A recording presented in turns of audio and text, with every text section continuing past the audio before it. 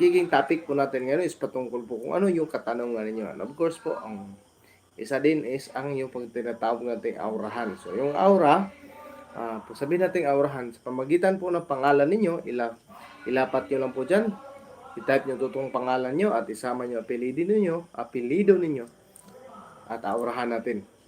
Susubukin kong alamin ang pag-uugali pagkatao ninyo. So, yan po. So, hindi pa nakasubok, pwede nyo pong subukin at pagkaroon po ng spiritual guide. So, pwede ko kayong tulungan, pwede ko kayong bigyan ng idea kung paano nga ba pasukin ang larangang spiritual. So, again, isang mapagpalang panahon at magandang gabi sa ating lahat.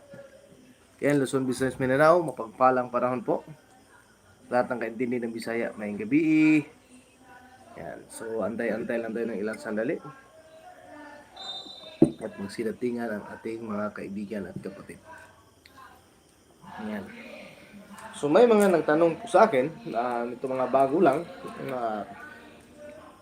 ano ba ang mga kadahilanan kung bakit po tayo natamaan ng tinatawag na balik. Okay?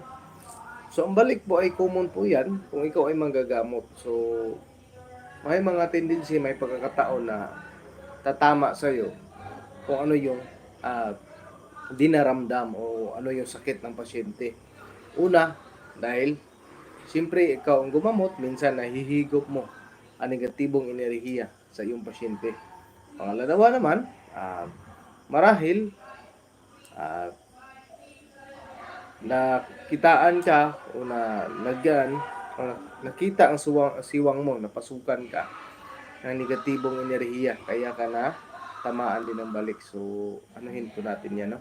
Pero ngayon, focus tayo sa magpapa-aura.